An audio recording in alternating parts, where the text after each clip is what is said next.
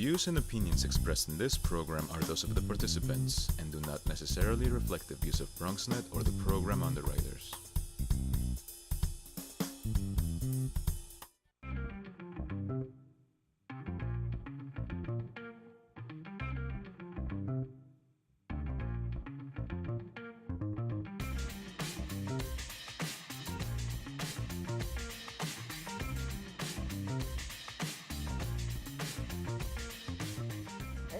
It's time for the Bronx Buzz. This is BronxNet's TV program where we talk to Bronx journalists, Bronx videographers, Bronx photographers, and try and get inside what's going on in the news and what's happening, what's buzzing in the Bronx, literally.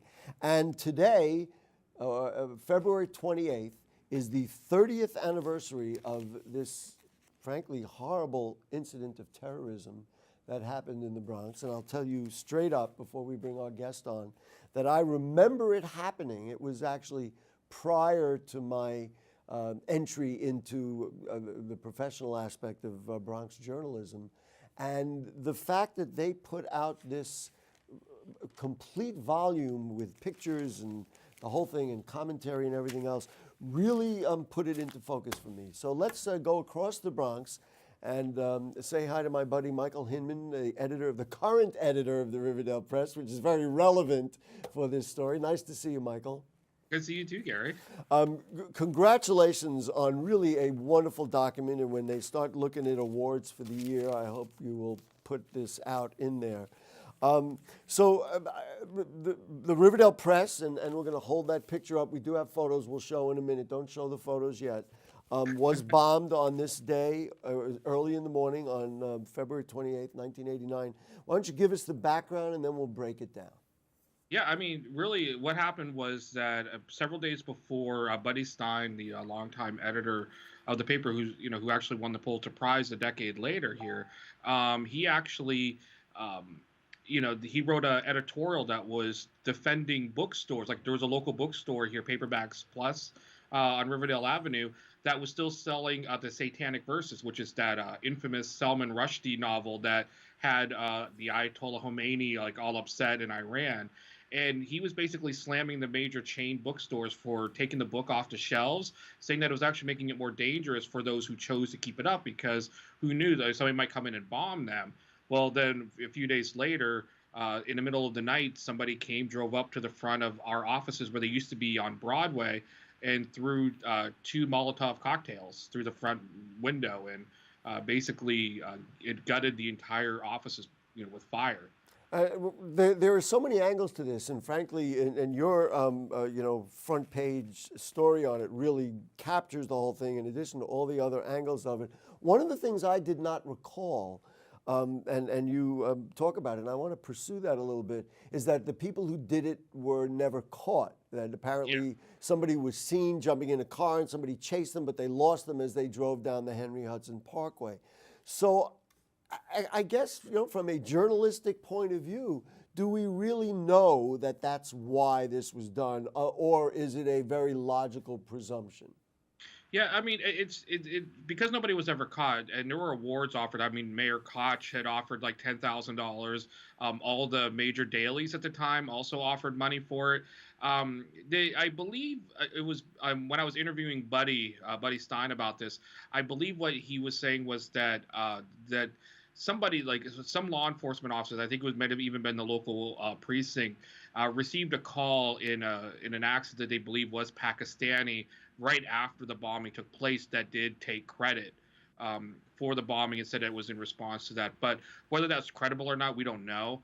I mean, there's a lot of speculation. There's some people who actually believe that the people involved with that were later involved with the World Trade Center bombing. But I mean, there's been nothing to really substantiate if that's true or not. But I guess it needs to be said it was done in the early morning hours. I guess like between 5 and 6 a.m. Do I have that right? Yeah, that's right.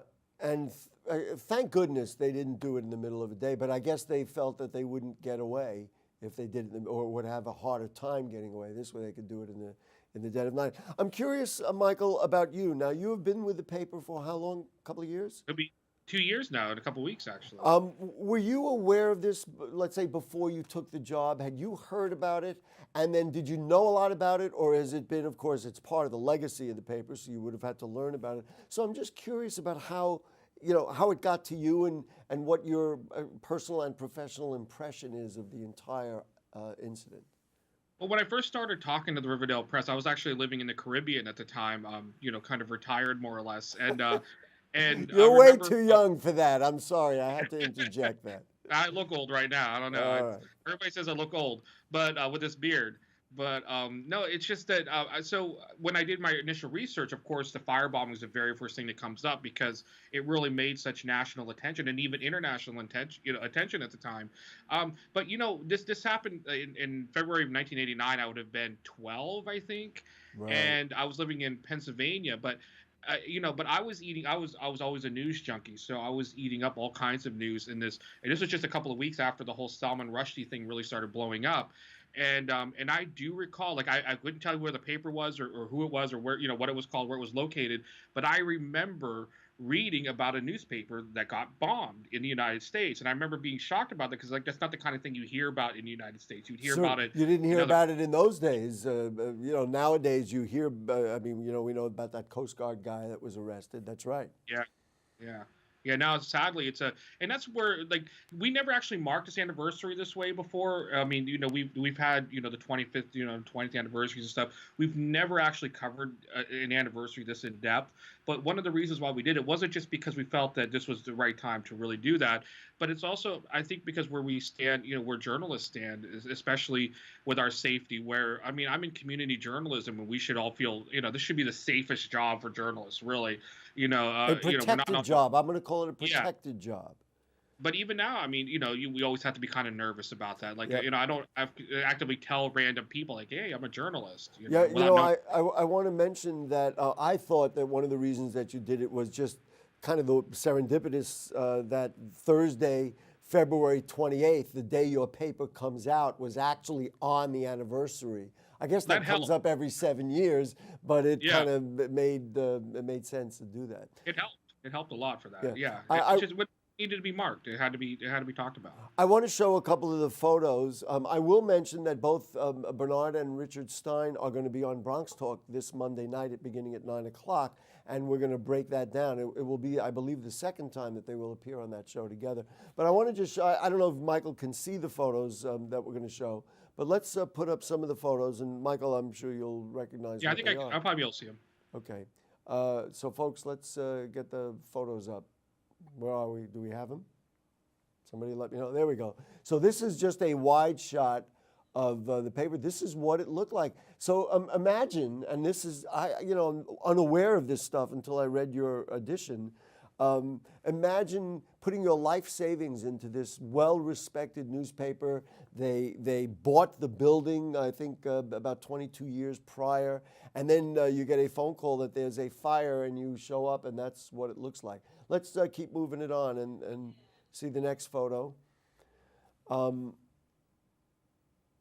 We got that picture? Where are we, folks? There we go. So this is a picture of Celia Stein.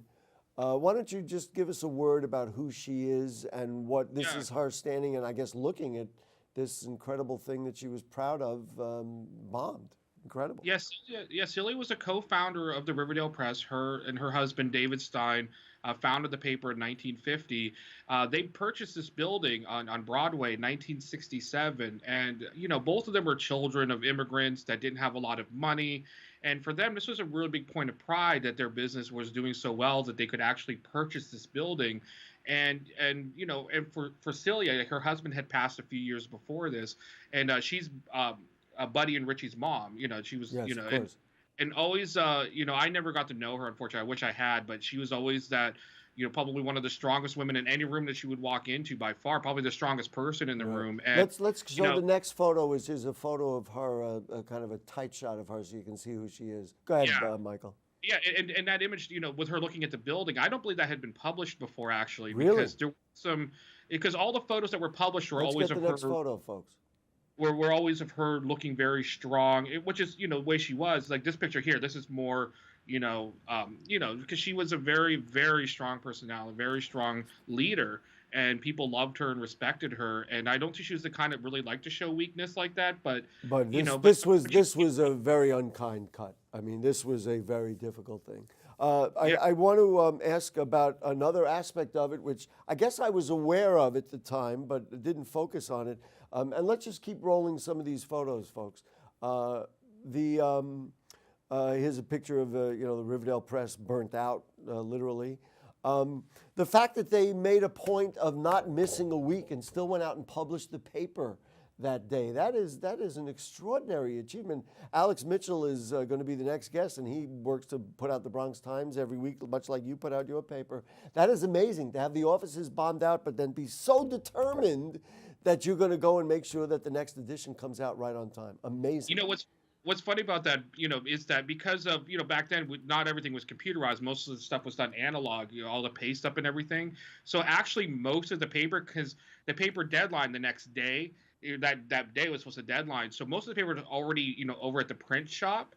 And so that was nice because everything was there. They just had to rework the front page. So really, it wasn't that extraordinary that paper got out the next day. But what Buddy told me, what was the hardest issue to do was the one after. Oh, that makes total sense. Because everything got destroyed, and you had to build that from total scratch. So. Right. The next photo, and that's the final one we have, is of Mayor Koch coming up to talk about it. And I know in the paper this week, you have letters that were written and messages that were sent to the Riverdale Press by dignitaries from all over the country and all over the world.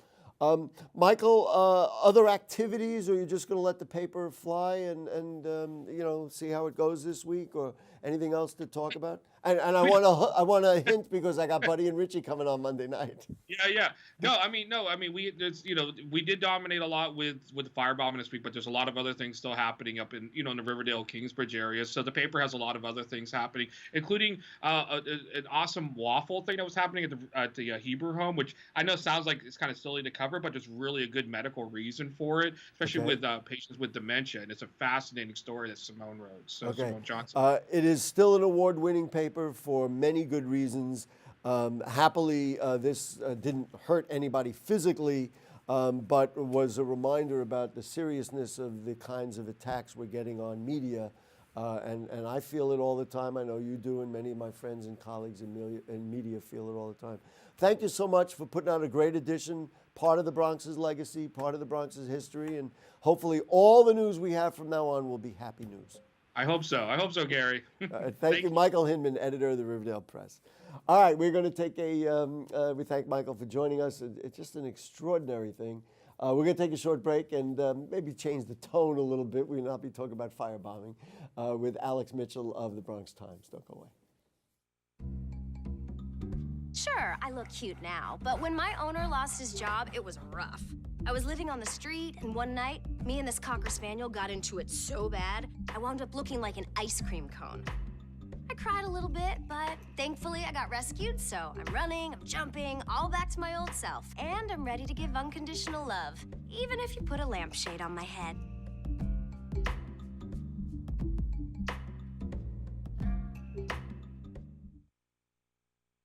It's not always easy being a dad. Do you have panda asthma too? Does that run in the family? This is the home of the most priceless kung fu artifacts. But when you make an effort, Dad, we're not supposed to touch anything. Oh, sorry. Go along, son. it's always worth it. Whoa, master! The smallest moments can have the biggest impact on a child's life. Take time to be a dad today. I am gonna get you. I'm gonna get you. Call 877-4DAD-411 or visit fatherhood.gov to learn more. You know what, guys? There's a lot of tree branches and dry brush over here.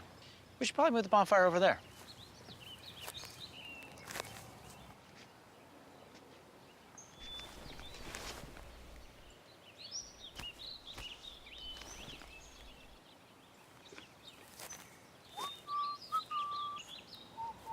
I'm guessing Smokey liked that idea.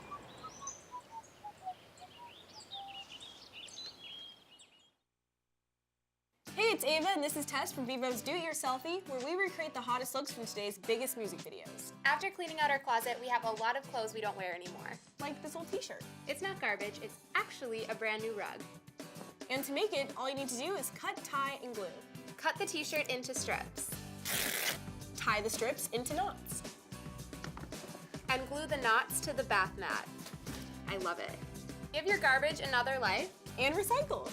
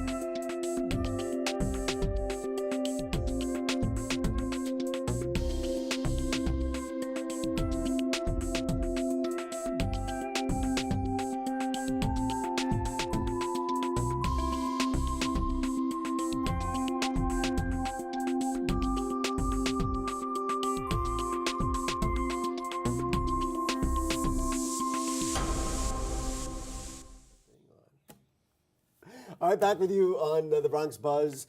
As I said, we're going to change the tone. My buddy Alex Mitchell is here from the Bronx Times. Before we do change the tone, what do you think of that? An extraordinary story, isn't it? You know, now more than ever, or I guess even 30 years ago, media and journalism is important. And we're always under fire. We're always under attack. And it's always our fault.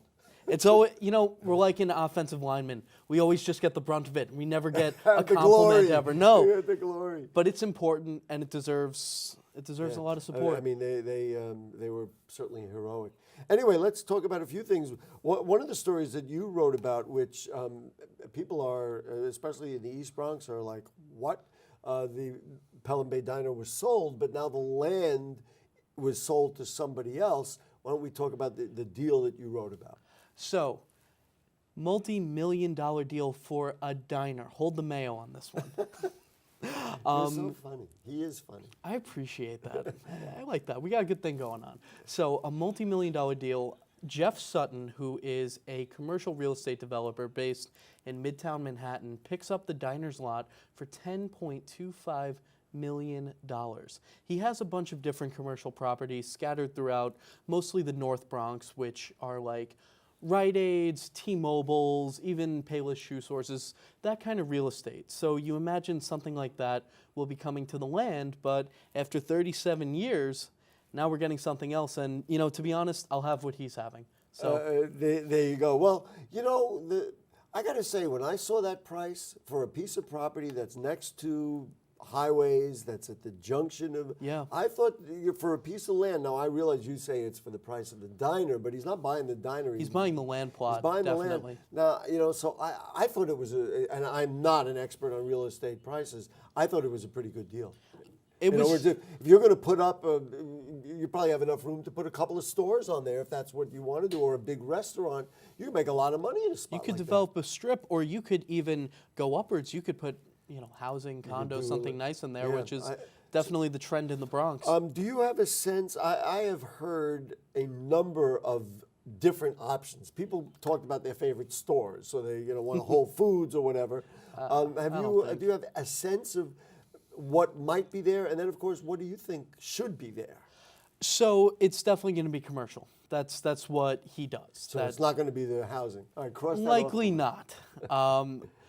I have no prior knowledge or understanding of this, but judging by other projects he's done in the Bronx, specifically in the north part of the Bronx, my gut tells me it's going to be a T-Mobile. He has a lot of those. A T-Mobile? So, again, that's just a gut feeling. I have no way to verify that. Maybe I'm too rooted in what Bronx people do and how Bronx people behave, and maybe you can make a living. But that property, and I talked about the geography of it, you know, across the way from Bay Plaza, you could get off the highway, you can go right to there, you come down Gun Hill Road, you know, Pelham Parkway. I mean, that's, for a T-Mobile, nothing against my friends at T-Mobile, but I don't see, to me, it could be a something good else. restaurant, a nice, you know, that kind of thing. But I guess something tells me he's got a plan to use that land to the Yeah, best of you its don't buy a ability. piece of property like that and then say, what do we want to do there? We're just guessing.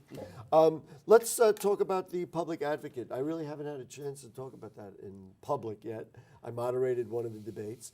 What are your thoughts about the fact that Jumaane Williams is the New York City public advocate? So, he won fair and square, and when you put 16, 17 candidates in one race, it's a pretty open door, but something interesting is that Michael Blake did win the Bronx, and he won it pretty definitively, and I think that shows, even though he didn't win the special election for public advocate, it shows there's a resurgence in the Bronx, and the community itself is strengthening. Like, he had won a lot of South Bronx support, not just in constituency, but businesses. Alfredo Anguera and Bistro, they were right behind him. They held his watch party.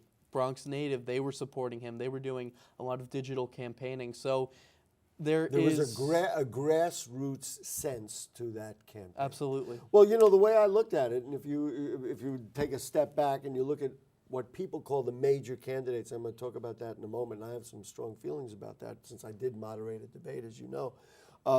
Melissa Mark Viverito identified with Upper Manhattan and parts of the South Bronx. I mean, that would be her base.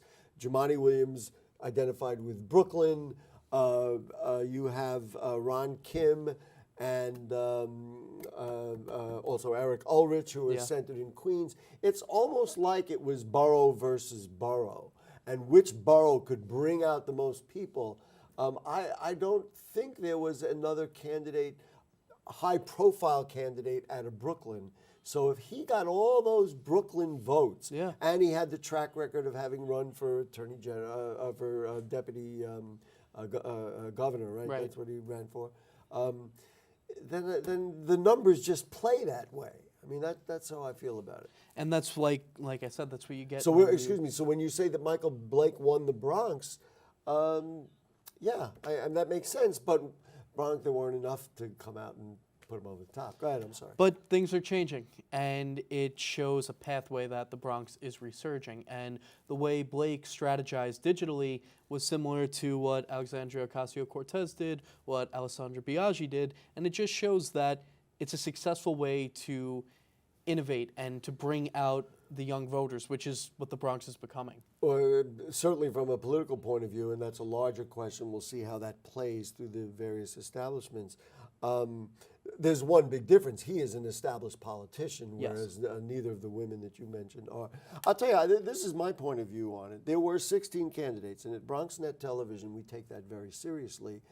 Whereas at New York One and the other people who supported, and they did a great job. I don't want to come down too hard, but I don't think it's right to evaluate candidates on your own and select for the audience who should be presented.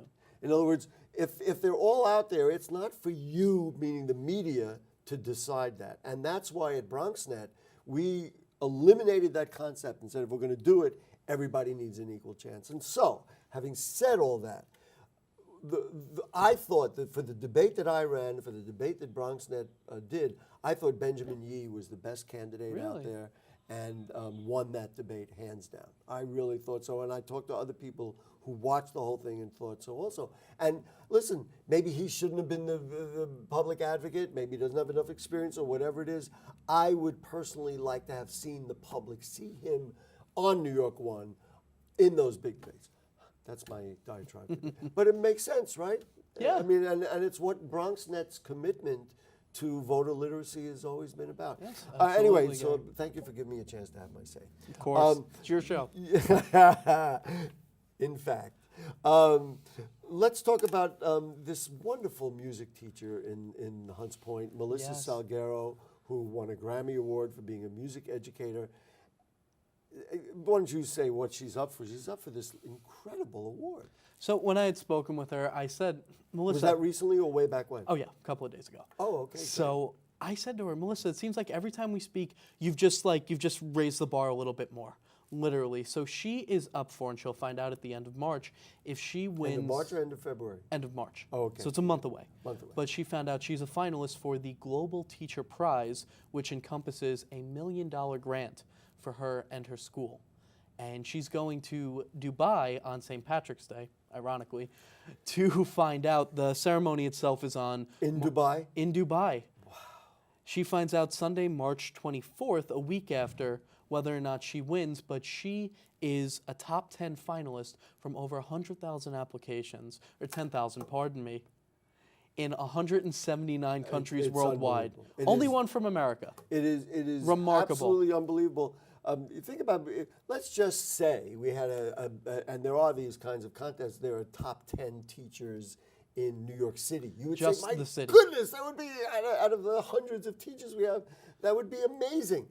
And then if you say, well, you'd be the top 10 in the United States, that would be amazing. Gary, you're looking worldwide. It's unbelievable. It's uncanny. And so what I want to do, we have just a moment, I do want to mention the way she operates her classroom. Yeah. She's created it out of nothing. Instruments were stolen. She did the whole thing. She got it back. I mean, it's as good as it gets. She makes kids appreciate music, and the way that she does that is she'll literally convert an Xbox controller into a synthesizer, or she'll drill holes in a carrot and turn it into a flute. She makes it interesting. It's not just what you're hearing, it's about what you're feeling, and that's the difference maker. It's absolutely in tremendous. her case. Listen, Alex and I are big baseball fans. We course do we are. come from different tribes, literally. I'm a Met fan, and Alex I'm is, smarter.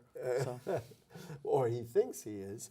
27. Oh, excuse me. So how do you feel about the Yankees' outlook this year? I think that even though Bryce Harper is going to be eating some cheesesteaks in Philadelphia for the next 13 years. Yeah, and the New York Islanders fan in me has a little You're doing well. anxiety with the Rick Get to it. We DiPietro. don't have a tough line. I'm sorry. So Yankees are going to do great, per usual, but I have another project on deck coming up that I'm excited about. And so you want, before we leave, talk about the Bronx Net show? Yeah, well, we just did. Alex is going to be, now do we know when it starts or anything about it? It's coming, I'd say, a little bit after opening day, maybe a month or so after. When the snow melts. So a little longer than that, maybe May. All right. But something is coming, and it's big. What is it going to be about? It is going to be all the things I love in this world, which is news, food, and entertainment. That's wonderful. And it'll be, we don't know when yet, it'll be on BronxNet. It's coming. So we're working on that. We're all gonna wait and see. Alex, always a pleasure. Thank you, Gary. We're still going to do that baseball thing we talked about. Yeah, we got to look at a calendar and make that happen. Yes, we will. All right. That's all. The Bronx Buzz. Thank you to Michael Hinman for joining us, and also to Alex Mitchell, Michael, of course, from the Riverdale Press, Alex from the Bronx Times. Great journalists, great people in the Bronx.